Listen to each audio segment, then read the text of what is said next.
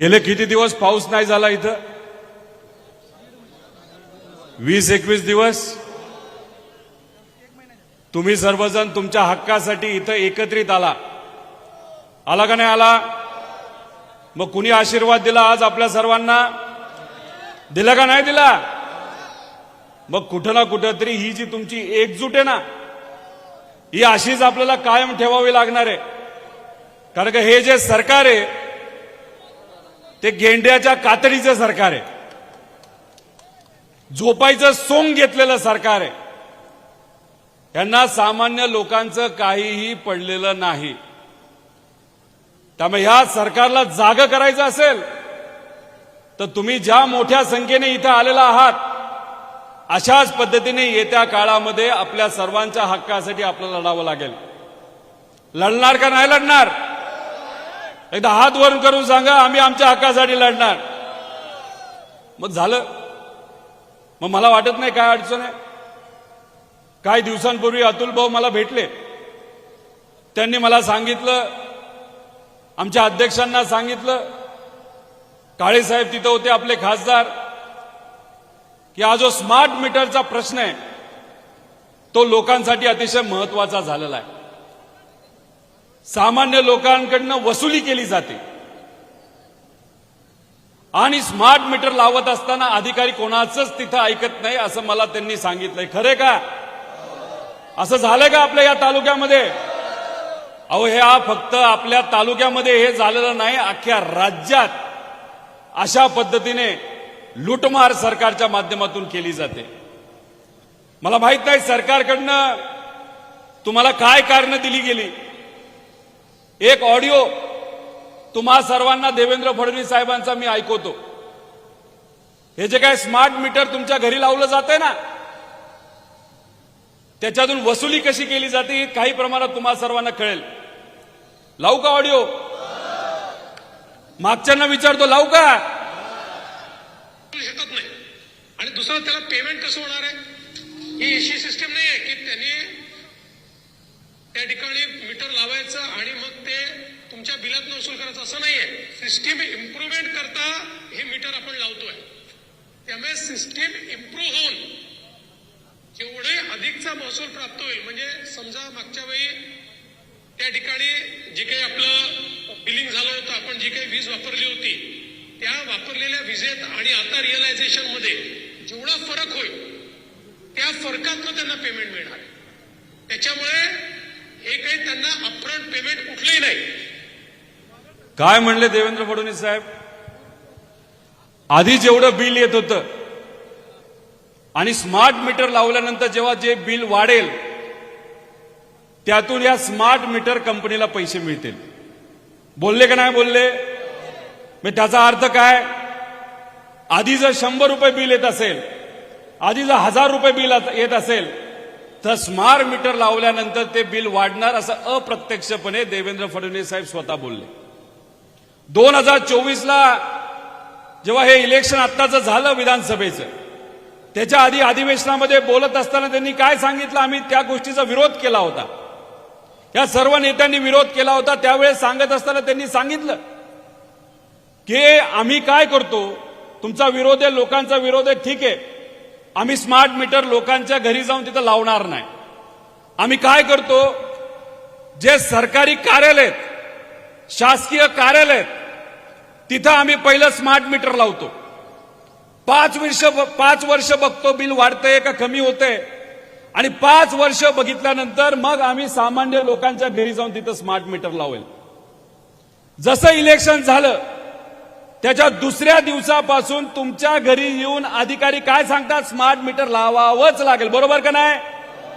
मग अधिवेशनामध्ये इलेक्शनच्या आधी तुम्ही बोलत असताना सांगता की आम्ही 5 वर्ष लावणार नाही, आधी आम्ही सरकारी शासकीय कार्यालयामध्ये लावतो, चालतंय नाही चालतं, रेट वाढतायत नाही वाढतं याचा अभ्यास करतो, मग लोकांच्या घरी तिथं आम्ही लावतो.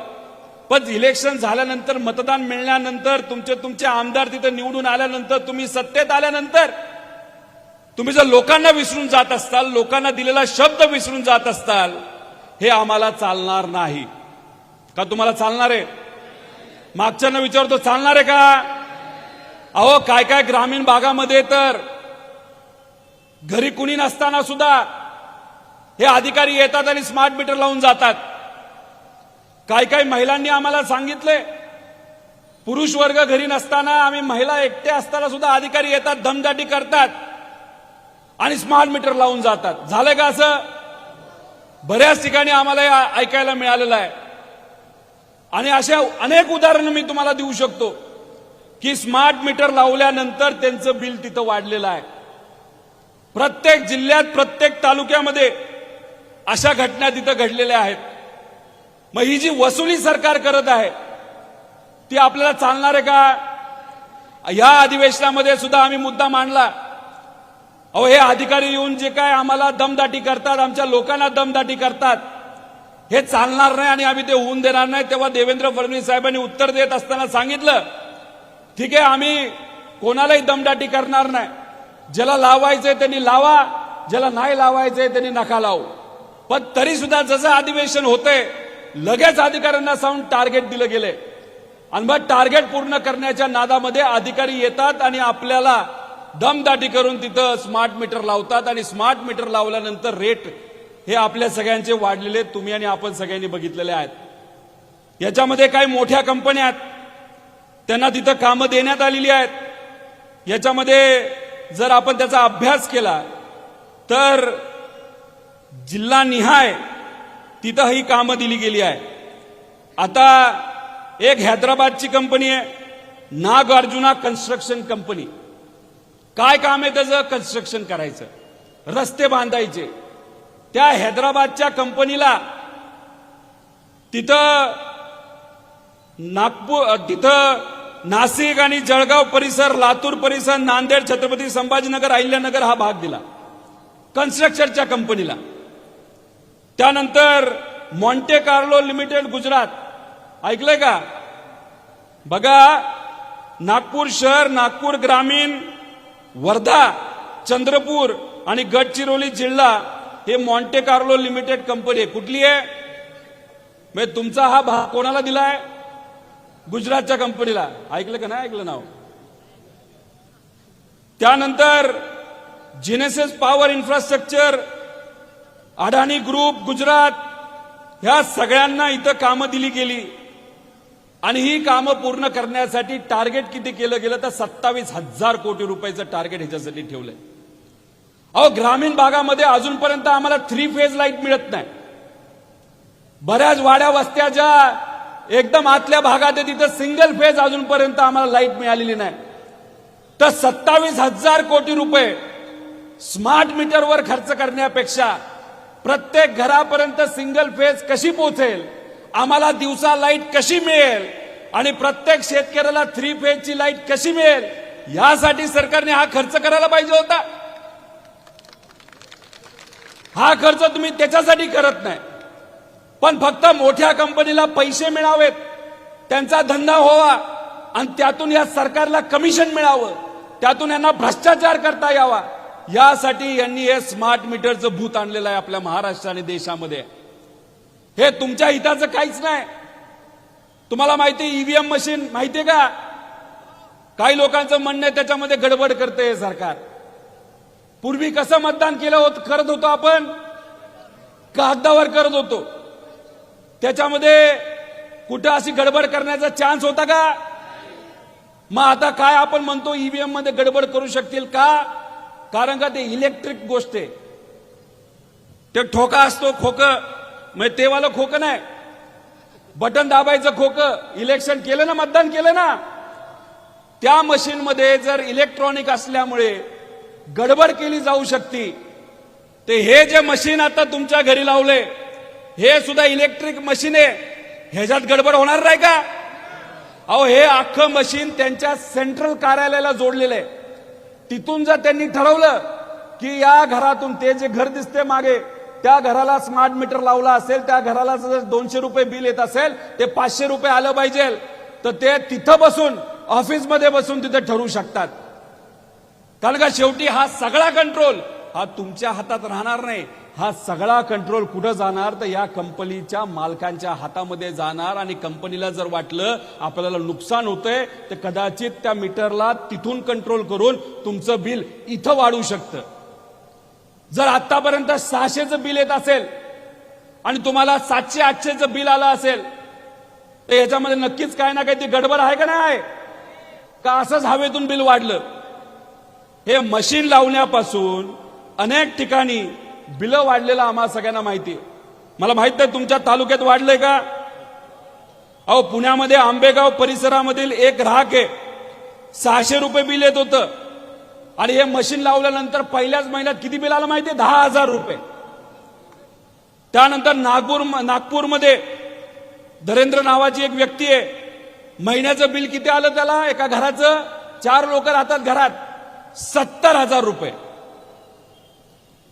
तिकडे कोकणात सुरेंद्र भाऊ म्हणून आहेत, घर बंद, कुणी राहत नाही, कामाला पुण्यामध्ये आलेत, घरी कुणी राहत नसताना सुद्धा त्यांच्या त्या न राहत्या घराचं बिल किती आलं माहिती, 5,000 ते 6,000 रुपये. कुणी राहत नाही तिथे, लाईट बंद, सगळं बंद, वायरी कापलेल्या आहेत, फक्त इलेक्ट्रिक जे तुमचं स्मार्ट मीटर आहे ते जोडलेलं तिथं होतं. मग अशा पद्धतीने बिलं जर वाढली जात असतील, वाढवली जात असतील तर हा पैसा कोणाचा आहे जे तुम्ही कष्टाने कमवता. कुणी शेती करतं, कुणी मजुरी करतं, छोटे मोठे व्यवसाय करतात, त्यातून जो पैसा आपण कमवतो तो कोणाचा आहे, सरकारचा आहे का आपला आहे, सरकारच्या बापाचा पैसा आहे का. मग हा तुमचा पैसा असेल आणि त्याच्यात स्मार्ट मीटर लावून तुमचाच पैसा हे सरकार लुटत असेल तर हे आपल्याला चालणार आहे का. अहो हे सरकार इतका मोठ्या प्रमाणात भ्रष्टाचार करते, मोठे मोठे प्रोजेक्ट दाखवते आणि त्या प्रोजेक्ट मधून हजारो कोटी रुपये तिथं काढते. आणि मात्र आमच्या गरिबाकडनं सुद्धा जर अशा कंपनीला काम देऊन हे स्मार्ट मीटर लावून तुम्ही जर आमचे पैसे, आमच्या गरिबाचे पैसे तिथेही वसूल करणार असाल तर हे आम्हाला चालणार नाही. खताच्या किमती वाढल्या का, तिथं तुमची वसुली सुरू झाली. मोदी साहेबांनी काय सांगितलं, तेलाचे भाव वाढलेत, तेल खाणं बंद करा, बरोबर. बस सोयाबीन उत्पादक शेतकरी या तालुक्यात या भागामध्ये आहे का. गेल्या 6 वर्षामध्ये आपलं सोयाबीनचं जे भाव होते ते खर्चापेक्षा कमी असताना सरकारने एक शब्द काढला का की आमचे सोयाबीन उत्पादक शेतकरी आज बिचारे अडचणीत आहे तर कृपा करून तेल जरा जास्त खावा, नाहीतर सोयाबीनचे भाव वाढावेत म्हणून आम्ही निर्यात केली, सोयाबीनचे भाव वाढावेत म्हणून शासनाकडनं एक चांगला कुठला तरी निर्णय आला. अहो 6 वर्ष झालं सोयाबीनचे भाव तिथं वाढले नाहीत आणि नुकसान कोणाला सोसावं लागलं, सरकारला का तुम्हाला. अहो तुरीचे भाव चांगले वाढायला लागले तेव्हा बाहेरून तूर आणली, कपाशीचे भाव वाढायला लागले तेव्हा बाहेरून कपाशी आणली आणि मग आमच्या शेतकऱ्याला हक्काचा पैसा आता हातामध्ये मिळणार असं स्वप्न आमचे शेतकरी बघत होतं, तेव्हा सरकारकडनं तुमच्या सगळ्यांच्या विरोधात तिथं निर्णय घेतले. मग उत्पादन केलेल्या गोष्टींना आम्हाला भाव मिळत नाही आणि खताचे भाव तुम्ही वाढून ठेवलेत आणि आम्ही तिथं युरिया घ्यायला जातो तर लिंकिंग करतात. मग कुठे ना कुठेतरी सामान्य लोकांना अडचणीत आणण्याचा प्रयत्न हा सरकारकडनं केला जातोय. पेट्रोलचे भाव वाढले का, डिझेलचे भाव वाढले का, सरकार म्हणलं का गरिबाला आज आर्थिक अडचण आलेली आहे, आमच्या शेतकऱ्याला आर्थिक अडचणी आलेल्या आहेत, मध्यम वर्गीयाला अडचणी आलेल्या आहेत, छोटे मोठे व्यावसायिक आज अडचणीत आलेले आहेत. मग सरकारच्या हातामध्ये असताना सुद्धा तेलाचे भाव तिथं कमी केले नाहीत, डायरेक्ट वाढवून टाकले. 100च्या पुढं पेट्रोल आणि डिझेलचे भाव गेले. बर पेट्रोल आणि डिझेल जे तुम्हाला घ्यावं लागतंय कोण पैसे देतंय त्याच्यासाठी, कोण देतंय, सरकार देतंय. त्यामुळे मग पेट्रोलचे भाव वाढले त्याला पैसे तुम्हाला द्यावे लागतात, डिझेलचे भाव वाढले त्याला पैसे तुम्हाला द्यावे लागतात, साखरेचे भाव वाढले त्याला पैसे तुम्हाला द्यावे लागतात. तिथं अजून काय गोष्टी तुम्हाला घ्यायच्या असतील, स्टील नाही तर घर बांधायचं असेल सिमेंट, त्याला तुम्हाला पैसे द्यावे लागतात. मग एका बाजूली आमच्याकडनं फक्त वसूल केलं जातं आणि हे वसूल सगळ्या गोष्टी करत असताना त्याच्यात तुम्ही स्मार्ट मीटर आणून त्याच्यातही तुम्ही वसुली करत असाल तर हे योग्य नाही, हे बरं नाही. हे गरिबाकडनं पैसा काढल्यासारखं आहे. बरेच शेतकरी इथं आलेले आहेत, तुमच्या सगळ्यांची मागणी होती कर्जमाफी व्हावी, होई का बरोबर का नाही.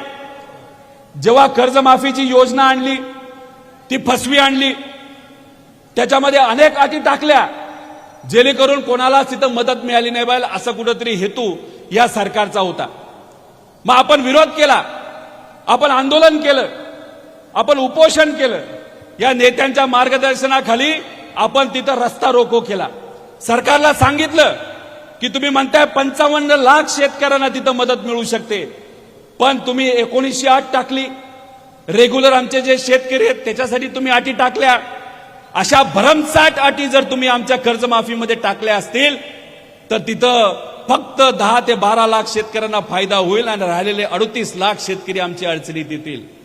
शेतकऱ्याला तिथं अन्याय होत असताना आपण लढलो आणि ह्या अहंकारी सरकारला आपण जमिनीवर आणलं, गुडघ्यावर आणलं आणि कर्जमाफीची फसवी योजना जी जाहीर केली होती त्याच्यामध्ये बदल करायला आपण या सरकारला भाग पाडलं. आणि आज आपण जर बघितलं तर या सरकारने जी फसवी योजना आणली होती ती बंद करून नवी योजना सरकारला आणायला लावली आणि 55 लाख शेतकऱ्यांना तिथं फायदा होणार आहे. पण 55 लाख शेतकऱ्याला फायदा होत असताना त्यासाठी तुम्ही आपण सर्वांनी मिळून लढला. पण आजपर्यंत गेल्या 2 महिन्यामध्ये सरकारकडनं किती लाख शेतकऱ्यांना मदत दिली? फक्त 6 लाख शेतकऱ्यांना. 55 लाख शेतकऱ्यांना मदत आपल्याला द्यायची असेल तर अजून 1 वर्षभर तिथं लागणार आहे. आम्हाला हाच तर प्रश्न सरकारला करायचा आहे. तुम्ही फसवी योजना आणली, त्यात तुम्ही अशा काय अटी टाकल्या ज्याच्यामध्ये शेतकऱ्याला सांगितलं होतं की तुला 50,000ची मदत पाहिजे असेल आणि तुझं 2 लाख कर्ज जर थकीत असेल तर पहिले 1.5 लाख रुपये भर, मग तुला 50,000ची मदत आणतो. आम्ही म्हणलं हे चालणार नाही, ही कर्जमाफी नाही, कर्ज वसुली आहे. आणि मग आंदोलन केल्यानंतर सरकारला त्या ठिकाणी गुडघ्यावर आणल्यानंतर त्यांनी मान्य केलं असलं तरी दुर्दैव असं आतापर्यंत फक्त 6 लाख शेतकऱ्यांना फायदा झाला. आपल्या या जिल्ह्याची काय परिस्थिती, कर्जमाफी झाली का? त्यामुळे या व्यासपीठावरनं तुमच्या सगळ्यांच्या उपस्थितीमध्ये सरकारला सांगतो, आमच्या सगळ्या नेत्यांच्या वतीने तुमच्या वतीने या सरकारला सांगतो, जर पुढच्या 15 दिवसामध्ये सरसकट 55 लाख शेतकऱ्यांना तुम्ही कर्जमाफी जे काय आमचं ठरलेलं आहे त्या पद्धतीने दिली नाही तर उद्या जाऊन परत एखादं मोठं आंदोलन जर करायचं झालं तर या आमच्या शेतकऱ्यांसाठी ते आम्ही आंदोलन करायला तयार. आल्या आल्या अनेक माता भगिनी दिसल्या. इलेक्शनच्या आधी तुम्हाला माहिती लाडकी बहीण योजना आणली होती. इलेक्शनच्या आधी 3-3 महिन्याचे पैसे ऍडव्हान्स मध्ये दिले का नाही दिले? तुम्हाला 2 महिन्याचे पैसे ऍडव्हान्स मध्ये दिले, 3 महिन्याचे पैसे ऍडव्हान्स मध्ये दिले. तुम्ही मतदान केलं, काय हरकत नाही, मतदान झालं. आम्ही म्हणत होतो आम्ही 3,000 रुपये देऊ, पण ठीक आहे 1,500 रुपये जे मिळत होते त्याच्यामध्ये काही महिला म्हणाले ठीक आहे भाजपला मतदान करून बघू उद्या काय होतंय. 2.5 कोटी महिलांची नावं हे योजनेमध्ये पूर्वी होती. आज माहिती किती नावं आहेत? 1,40,00,000. 1 कोटी महिलांची नावं या सरकारने लाडक्या बहीण योजनेमधून काढण्यात आली, काढून टाकली. फक्त काही भागामध्ये काही जिल्ह्यांमध्ये अजूनपर्यंत जिल्हा परिषदच्या इलेक्शन बाकी आहेत म्हणून बाकीच्या महिलांची नावं अजून ठेवली आहेत. जशी जिल्हा परिषदची इलेक्शन संपतील हे राहिलेले 1.5 कोटी महिलांची सुद्धा कदाचित नावं ही काढली जातील. इथं उपस्थित असणारा किती महिला अशा आहेत की ज्यांची नावं आधी होती आणि आता नाहीत? असं किती आहेत? त्यांनी हात वर करा. किती हात वर करा? 40% महिला आहेत तिथं. 1 कोटी महिलांची नावं कमी करी. यांना ऍडव्हान्स मध्ये पैसे इलेक्शनच्या आधी दिले, इलेक्शन झालं हे विसरून गेले. धानाला बोनस देऊ असं सांगितलं इलेक्शनच्या आधी, इलेक्शन झाले की विसरून गेले. सर्व समाजाच्या जाती धर्मांच्या मुला मुलींना सांगितलं सारथी घ्या, महाज्योती घ्या, बार्टी घ्या, आदिवासी समाजाच्या योजना घ्या की तुम्हाला अजून पैसे वाढवून देऊ. इलेक्शन झालं वाऱ्यावर सोडून दिले या सगळ्या विद्यार्थ्यांना. हे असं सरकार आहे, हे फसवं सरकार आहे. त्यांना काय नाही पडलं, फक्त काय पडलंय तर इलेक्शन पडलंय, आपल्याला जिंकायचं आणि सत्तेत जाऊन बसायचं. आणि जी कुठली सरकारची योजना असेल त्याच्यामध्ये मोठ्या प्रमाणात भ्रष्टाचार तिथं करायचा. आता गेले 21 दिवस या भागामध्ये पाऊस नाही. पालकमंत्री किती वेळा आले आपल्या जिल्ह्यामध्ये? आले का मंत्री? आता काही पिकं हिरवी दिसतात, काय हरकत नाही. पण समजा इथं पाऊसच पडला नाही पुढच्या काही दिवसांमध्ये, आहे ते पीक आपल्या हातात राहणार आहे का? जर आहे ते पीक राहणार नसेल तर मग थंडीतलं जे आमचं पीक असेल, येणारं जे पीक असेल रब्बीचं, ते पण आम्हाला मिळणार नाही. म्हणजे खरीप नाही, रब्बी नाही, मग शेतकऱ्यांनी जगायचं कसं?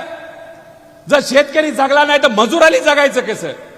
मग आज आमच्या या लोकांना ज्या अडचणी आहेत त्या समजून घेण्यासाठी तुमच्या जिल्ह्यामध्ये जर पालकमंत्रीच येत नसेल तर त्या पालकमंत्र्यांना, कोण आहे पालकमंत्री? त्या पालकमंत्र्यांना तुम्ही विचारायचं, तुम्ही पालकमंत्री काय लोणचं घालण्यासाठी झालाय का? इथं आम्हाला लाईटची अडचण आहे ती समजून घेण्यासाठी तुम्हाला येता येत नाही. आमच्याकडे पाऊस नाही झाला, प्यायला पाणी नाही, शेतीला पाणी नाही, ते समजून घेण्यासाठी तुम्ही येत नाही. इथं आम्हाला बोगस बियाणं मिळतंय, बाहेरून बियाणं येतंय जे उगवत नाही, ते समजून घेण्यासाठी इथं पालकमंत्री येत नाही. आमच्या लाईटच्या ज्या अडचणी आहेत, जे काय आमचं इथं स्मार्ट मीटरचा मुद्दा आहे, ते समजून घेण्यासाठी इथं पालकमंत्री येत नाही. त्यामुळे अशा पद्धतीने या सर्व नेत्यांना तुम्ही प्रश्न विचारले पाहिजे. सोशल मीडियावर आमची जेनजी लोक आहेत, मुलं आहेत, त्यांना मी विनंती करतो, प्रश्न तुम्हाला आपल्या सगळ्यांना विचारावे लागतील. आमच्या माता भगिनींना सांगतो, हे प्रश्न आपण सुद्धा विचारले पाहिजे. शेतकऱ्याला, मजुराला, सर्वांनाच मी विनंती करतो. सरकार जर असंच वागत राहिलं तर गरिबाचं खूप मोठं नुकसान होणार आहे. श्रीमंताचं होणार नाही हो. श्रीमंताला कुठंतरी एखाद्या रस्त्याचं कॉन्ट्रॅक्ट मिळेल, श्रीमंताला तिथं लाईटचं कॉन्ट्रॅक्ट मिळेल, श्रीमंताला बिल्डिंगचं कॉन्ट्रॅक्ट मिळेल, श्रीमंताला लेबरचं कॉन्ट्रॅक्ट मिळेल. मग सगळं श्रीमंताचंच मिळणार असेल तर गरिबाच्या पोरांनी काय करायचं? आजच तुम्हाला माहिती आहे, अमरावतीमध्ये 3 मुलं दुर्दैवाने, लहान मुलं मृत्युमुखी पडले. श्रीमंताची पोरं होती का? कोणाची मुलं होती? गरिबाची पोरं होते. त्यामुळे जेव्हा केव्हा अशी एखादी अडचण येते तेव्हा गरिबाचीच पोरं दुर्दैवाने त्या ठिकाणी अडचणीत येत असतात. गेल्या 3 वर्षामध्ये या सरकारच्या काळामध्ये 5 वर्षाच्या खालील 44,000 मुलं ही मृत्युमुखी पडलीत आपल्या या महाराष्ट्रामध्ये. कुपोषण असेल, आजारपण असेल, डॉक्टरची सेवा नाही मिळाली म्हणून असेल, एखादा ऍक्सिडेंट झाला म्हणून असेल, एखादं हॉस्पिटलला आग लागली म्हणून असेल, 44,000 लहान मुलं जे 5 वयाच्या खाली आहेत, अशा लहान मुलांचा मृत्यू आपल्या या महाराष्ट्रामध्ये गेल्या 3 वर्षामध्ये झालाय. केली का चर्चा सरकारने या बाबतीत? केली का चर्चा या बाबतीत? गेल्या 3 महिन्यामध्ये आपल्या या जिल्ह्यामध्ये 30 ते 40 शेतकऱ्यांनी आत्महत्या केली. एका तरी शेतकऱ्याच्या घरी पालकमंत्री गेलाय का? की बाबांनो काय अडचण होती, कपाशीचे भाव वाढले नाही, नको काळजी करू, आम्ही काहीतरी करतो. सोयाबीनचे भाव वाढत नाहीत, तुला अडचणी आहेत, काहीतरी आम्ही करतो. मुलांचं शिक्षण थांबावं लागलं, काळजी करू नको, काहीतरी आम्ही करू, स्कॉलरशिप देऊ. पण नाही, जेव्हा गरीबाला एखादी अडचण असते तेव्हा हे नेते येत नाहीत. पण इलेक्शन आलं की आश्वासन देण्यासाठी 100% इथं हे सगळे नेते येतात. बघितलं का नाही? ह्याच्या आधी इलेक्शनला हे सत्ताधारी आमदार नेते इथं येऊन मोठी मोठी भाषण केलं असेल आणि सांगितलं असेल आम्ही हे करू, आम्ही ते करू. पण त्यांच्या त्या आश्वासनाला काय झालंय तर काय नाही, केराची टोपली त्यांनी त्या ठिकाणी दिलेली आहे. त्यामुळे तुम्हा आपल्या सगळ्यांना संघटित व्हावं लागेल. युवांनी दाखवून दिलं, युवांचा एखादा प्रश्न असेल, जर युवा सर्व एकत्रित आले तर या अहंकारी सरकारला गुडघ्यावर आणण्याची ताकद युवामध्ये आहे. हे दिल्लीला युवांनी दाखवून दिलेलं आहे. नीटचा पेपर फुटला, त्यासाठी अख्ख्या देशामध्ये एक मोठं आंदोलन उभं झालं आणि मग सरकारला एका मंत्र्याला घरी पाठवावं लागलं. अहो फक्त नीटचा पेपर फुटलाय असं नाही, स्पर्धा परीक्षेची काही मुलं इथं आली असतील. अहो तिथं स्पर्धा परीक्षेचा अनेक स्पर्धा परीक्षा ज्या सरकारच्या माध्यमातून MPSCच्या घेतल्या जातात त्यात पेपर फुटला, पोलिसाचा पेपर फुटला, त्याच्याजवळ तलाठी भरतीमध्ये 3,000 कोटीचा भ्रष्टाचार झाला. मी बोलत होतो त्यावेळेस मंत्र्याच्या विरोधात, अहो भ्रष्टाचार झालाय, पैसे देऊन लोक तलाठी झालीत.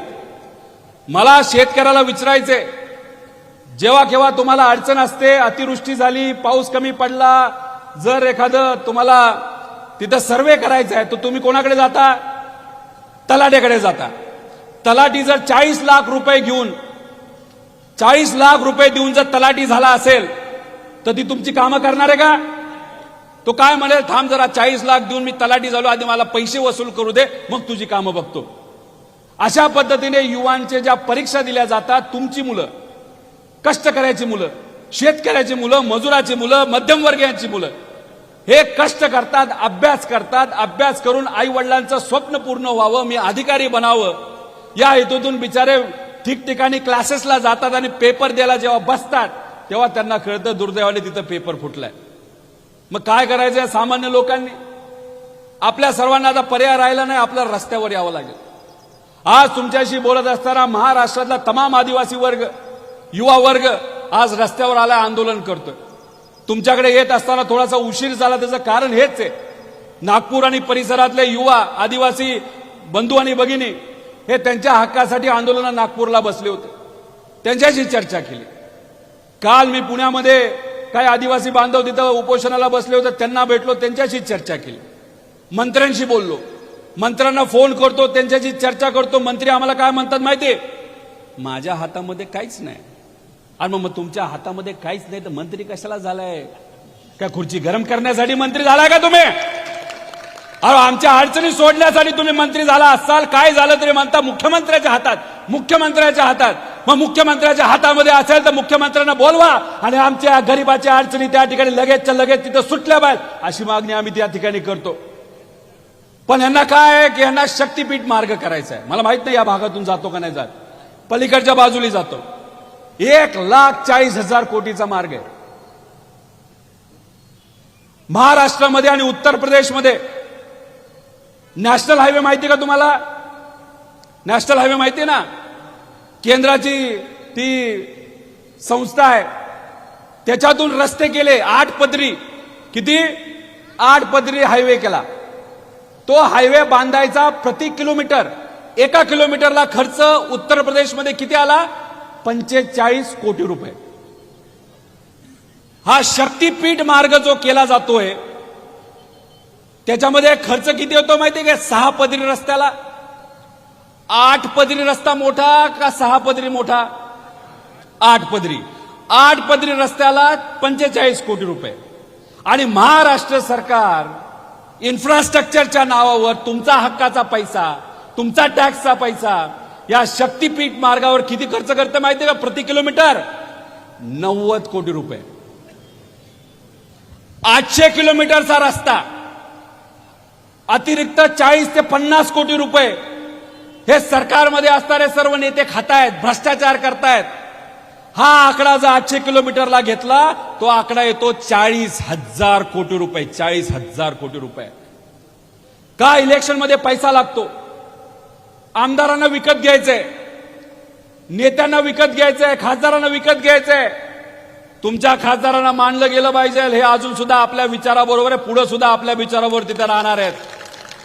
हे अतुल भाऊ आणि आपले पदाधिकारी यांना सुद्धा पूर्वी फोन येऊन गेले, येऊन जा भाजपकडे. पण हे म्हणतात आम्ही शिवशाहू फुले आंबेडकरांच्या विचाराचे आहोत, आम्ही तुमच्याकडे येणार नाही, आम्ही लोकांसाठी रस्ता उतरून तिथं लढणार. मग हे 40,000 कोटी रुपये जे भ्रष्ट लोक, भ्रष्ट नेते खातात, ते 40,000 रुपये खाण्यापेक्षा आमच्या या वर्धा जिल्ह्याला पाणी कसं मिळेल, आमच्या शेतकऱ्याला तिथं कुठेतरी चांगला भाव कसा मिळेल, ह्याच्यासाठी जर पैसा वापरला तर चांगलं मदत होईल का नाही होईल? हा पैसा हा गरिबासाठी वापरला गेला पाहिजे. इथं चांगल्या शिक्षण व्यवस्था यावे यासाठी वापरला गेला पाहिजे. इथं कॉलेज आलं पाहिजे, मेडिकल कॉलेज आलं पाहिजे, इथं चांगलं कुठेतरी हॉस्पिटल आलं पाहिजे, यासाठी तिथं पैसा हा वापरला गेला पाहिजे असं आमच्या सगळ्यांचं मत आहे. त्यामुळे आता शशिकांतजी शिंदे साहेब आपल्या सगळ्यांना मार्गदर्शन करतील. पण ही जी एकजूट आहे ती एकजूट तुम्हा आपल्या सगळ्यांना अशीच कायम ठेवावं लागेल. उद्या जाऊन काही महिलांवर अन्याय झाला, गेल्या 2 वर्षामध्ये आपण जर बघितलं तर 50,000 पेक्षा जास्त महिलांवर तिथं रेप नाही तर त्यांच्यावर अन्याय झालेल्या घटना या महाराष्ट्रामध्ये घडल्यात. आपल्या महाराष्ट्रामध्ये जिथं पूर्वी महिलांना सेफ वाटत होतं, सुखरूप वाटत होतं, भीती वाटत नव्हती आपल्या महिलांना, माता भगिनींना. पण याच महाराष्ट्रामध्ये गेल्या वर्षभरात 2 वर्षभरात 50,000 पेक्षा जास्त महिलांवर अत्याचार झालेले आहेत. काय चाललंय? का लक्ष नाही या सरकारचं? का लक्ष नाही होम मिनिस्टरचं? का आमच्या माता भगिनींवर तिथं अत्याचार होतात? का आमच्या लहान पोरींवर अत्याचार होतात? कारण या सगळ्या नेत्यांचं लक्ष कुठे आहे? तर फक्त इलेक्शनमध्ये लक्ष आहे, त्यांचं तुमच्या अडचणीकडे लक्ष नाही. त्यामुळे या झोपलेल्या सरकारला जर आपल्याकडे लक्ष द्यायचं असेल, त्यांचं लक्ष आपल्याकडे वेधायचं असेल, आपल्याकडे आणायचं असेल तर काय करावं लागणार आहे? काय करावं लागणार आहे? रस्त्यावर जर एखादा युवकावर अन्याय झाला तर रस्त्यावर यावं लागणार आहे.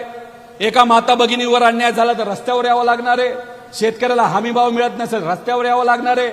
दुष्काळ पडला आणि तिथं जर सरकारकडनं मदत केली जात नसेल रस्त्यावर यावं लागणार आहे. कुठल्याही समाजाच्या लोकांवर अन्याय झाला तर रस्त्यावर यावं लागणार आहे.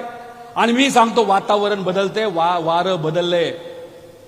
2 दिवसापूर्वी राहुल गांधीजी कुठे आले होते? पुण्याला.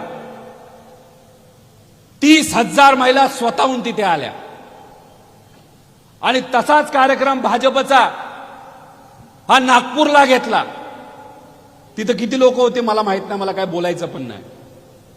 राहुल गांधींच्या कार्यक्रमाला स्वतःहून लोक जात होते आणि इथं भाजपच्या कार्यक्रमाला लोकांना आणलं गेलं होतं. आणि गर्दी होईल का नाही माहित नाही म्हणून तो क्रिकेटर कोण, टिळक शर्मा का वर्मा, काय टिळक वर्मा, त्याला तिथं बोलवलं. अहो लोक सुद्धा गोळा होत नाही आता भाजपला. त्यामुळे मी तुम्हाला सांगतोय वातावरण बदलते. ही आता परिस्थिती असेल तर 2029 पर्यंत याच्यापेक्षा 10 पट वातावरण बदललेलं असेल आणि आपल्या विचाराचं सरकार आलं असेल. पण हे करत असताना कृपा करून विनंती परत, जर कुठल्याही व्यक्तीवर अन्याय होत असेल तर आपल्याला लढावं लागणार आहे. आणि अतुल भाऊ मला सांगायचंय, एखादा MSEBचा अधिकारी आला तर त्याच्यावर काही करू नका, मारामारी करू नका, पण त्याला ठणकावून सांगा हे जे आमची प्रॉपर्टी, हे आमचं घर आहे, हे आमच्या मालकीचं आहे, सरकारच्या बापाचं नाही. त्यामुळे आमच्या घरी येऊन आम्हाला धमकी नका देऊ की आम्ही हे मीटर लावणारच. आम्हाला वाटलं तर आम्ही मीटर लावून घेणार.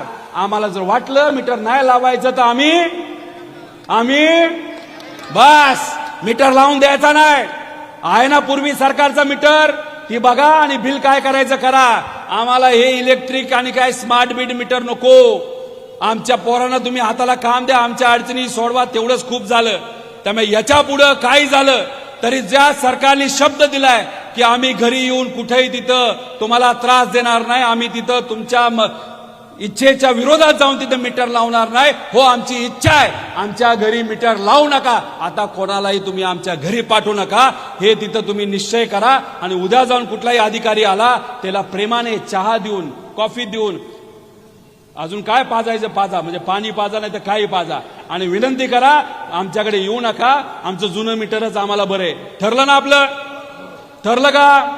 मग उद्या एखादं आंदोलन करायचं झालं तर अतुल भाऊ असतील, काळे साहेब असतील, आपले जे खासदार आहेत आणि आपले हे तुमच्या मनातले आमदार, उद्याचे आमदार, हे जेव्हा केव्हा तुम्हाला सांगतील तेव्हा आंदोलन ह्याच्यापेक्षा मोठं करायचं.